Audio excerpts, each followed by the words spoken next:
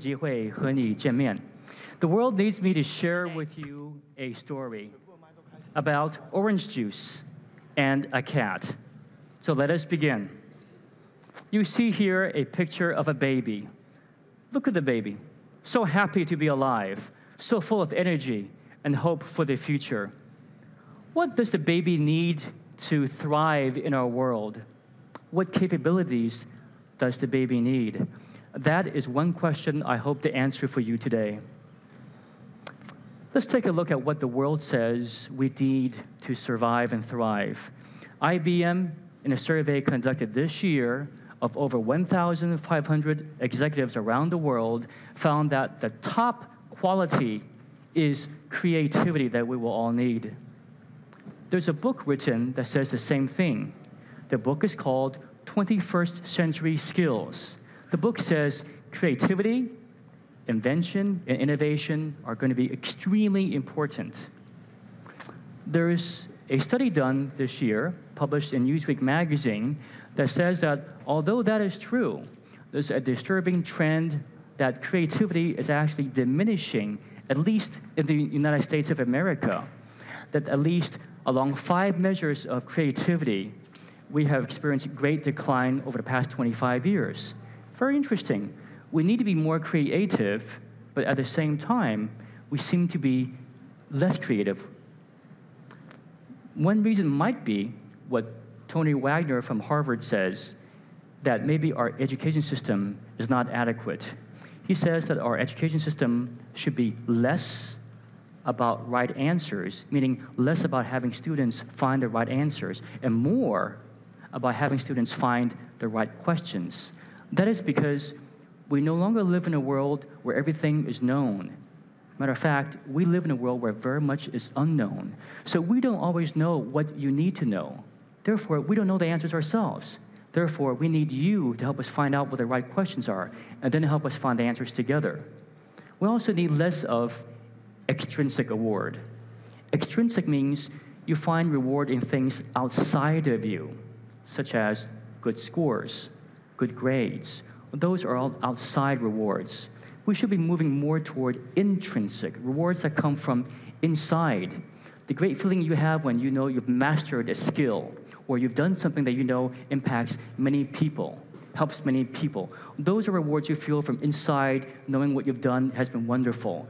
No one needs to tell you you've done that well. You know it yourself. We also need to move away from memorization. We spend too much time memorizing facts just to put it on an examination, and then we forget it. We need instead to explore the world around us and find new solutions. The book 21st Century Skills also says we must become better at thinking, which we all know, but also says we also must be better at tinkering. What is tinkering? Well, this is an example of tinkering.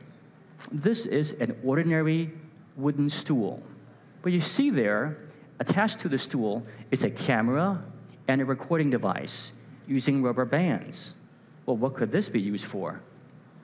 It can be used as a filming platform. It's called a Steadicam. This is my older son, Javier, tinkering. He made his for $12 US, or he could have bought one online for almost $900. They do the same thing. So tinkering is playing, exploring with a purpose.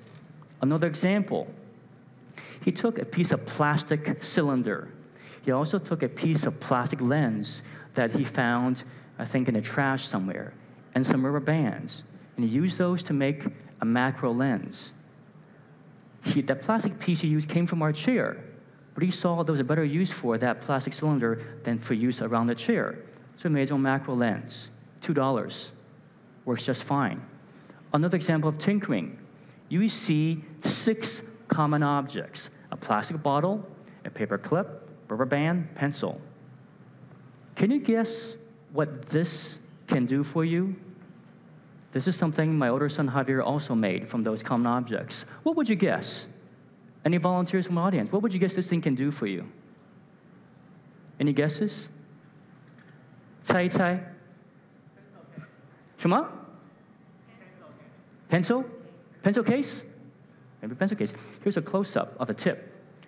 A paper clip, at the very tip of the pencil, it's a record player. You can actually hear the record because the vibrations are picked up by the paper clip as a needle. The vibrations are carried through the rigid pencil, and the vibration carries forth to the plastic bottle cylinder, which amplifies it. It's a record player. Another example of tinkering.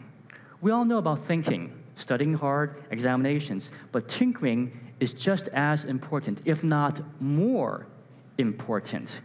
Because when you study for examinations, you are simply following what's already known. When you're tinkering, you're creating something that no one has ever seen perhaps before. So, what capabilities does our baby have to have? And also, by the way, that baby is also a symbol for each and every one of you. The symbol is youthfulness, full of potential, and hope and promise for the world. So we're talking about each and every one of you when you see the picture of the baby up there. We know academics is very important. Kevin mentioned to you that we homeschool. What that means is our two boys learn through many different formats and many different avenues. It doesn't mean they stay at home every day. That's not the case.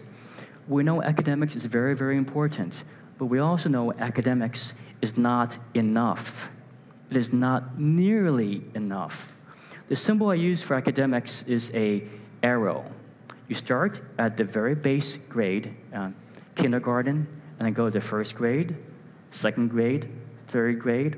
All along the way, you're taking examinations and tests, and you're going on to the next level. We already know what you need to know in academics, but this is only one part of your development. We focus very much also on this part that looks very, very messy. These are what we call projects, real projects that impact real people with real products and real services. The symbol there shows you, unlike academics, much of what we do is unknown. We don't know where we will end up when we start. We don't know what the project might lead to. It might connect to many other projects. It might lead us to meet other people. We met Kevin through one of our projects. We met him in India. So also look at a diagram. Many projects will take you to the boundaries of your comfort zone.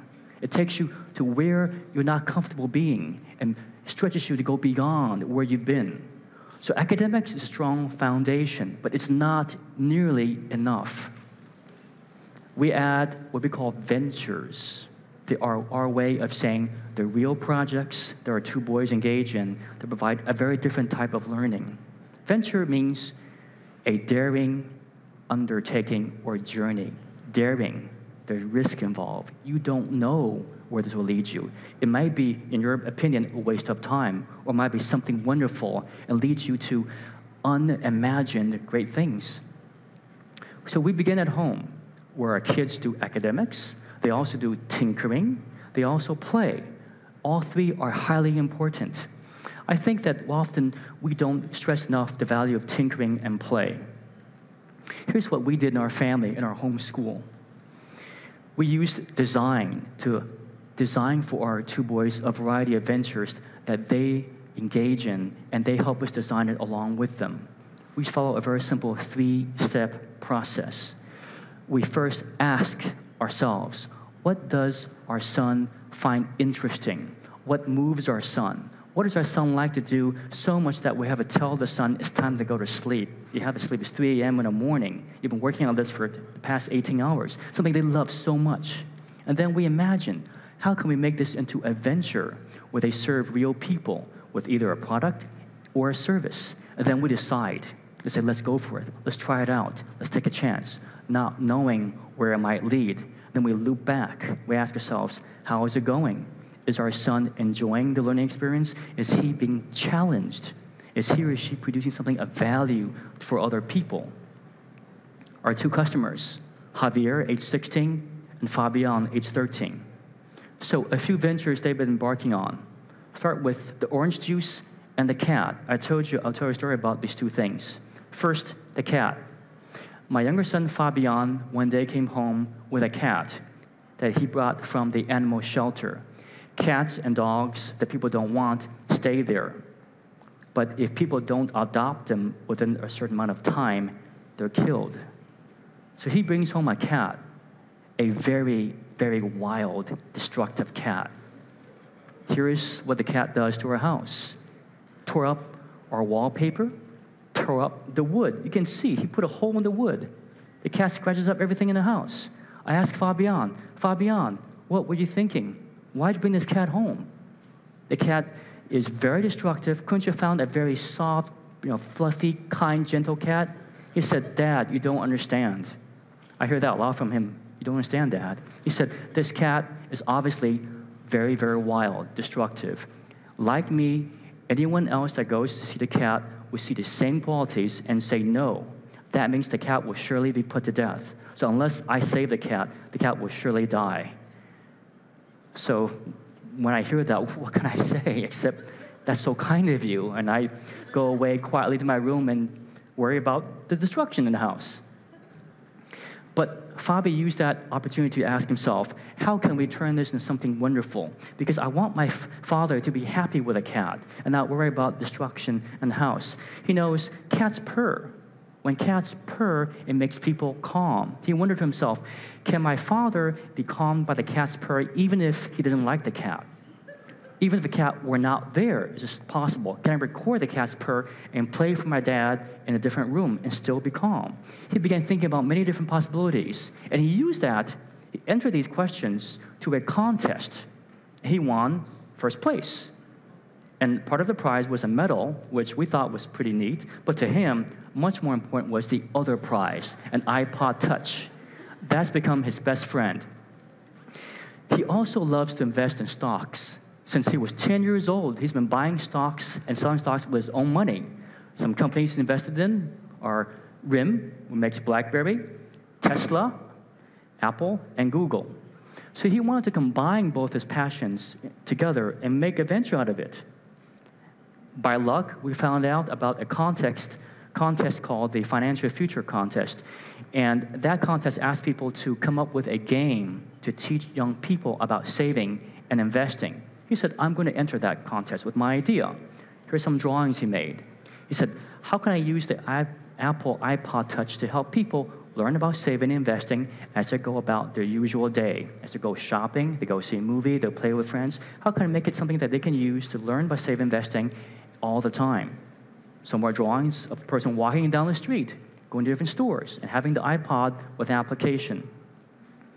He won first place. A competition. He got a check for a lot of money, and he also, as part of the reward, went on the New York Stock Exchange ground floor and met many traders, including the trader for Mr. Warren Buffett, probably the best-known investor in the world.